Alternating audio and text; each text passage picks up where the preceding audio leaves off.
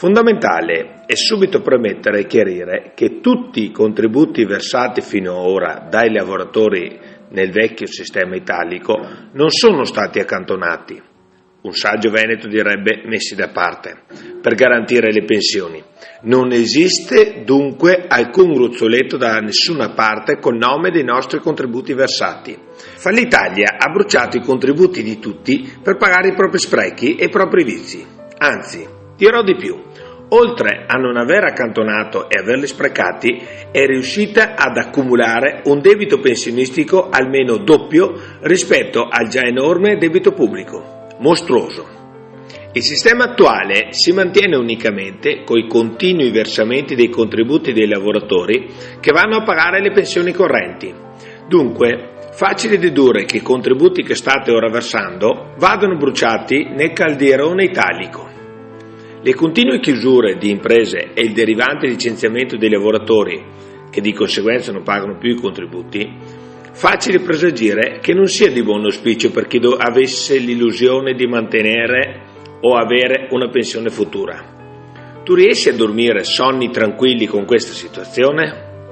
Una volta indipendenti a tutti gli effetti, inizialmente ci toccherà perpetrare questo stesso sistema.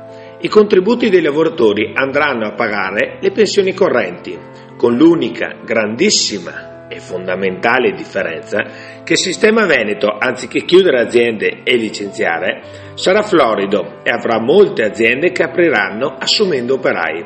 Di conseguenza pagheranno contributi. Avremo una crescita sicuramente superiore al 10% annuo.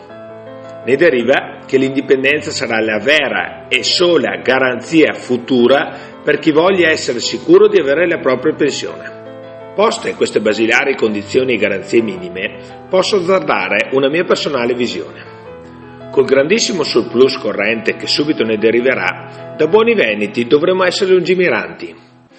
Da una parte cominceremo ad accantonare tutti gli anni un gruzzoletto di contributi e dall'altra ci muoveremo per avere uno stato sociale minimo che permetta di abbassare drasticamente la tassazione diretta, lasciando più soldi in tasca ai lavoratori, di modo che possano scegliere e gestire personalmente quanto, come e a chi far gestire i propri contributi e pensione.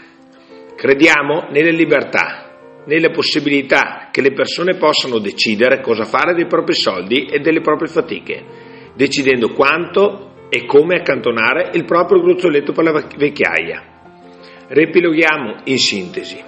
Italia è crisi, indebitamento, problemi, paura, fallimento, rivolte sociali, conflitti. Dunque non riuscirà a pagare le pensioni. Veneto indipendente è fortissima crescita, surplus, successo, pace. Dunque garanzia per le pensioni. Quali dubbi ancora attanagliano, bloccano il tuo pensiero e la tua propensione a partecipare alla nostra salvezza al progetto indipendentista? Faccelo sapere, te ne saremo grati. Viva San Marco!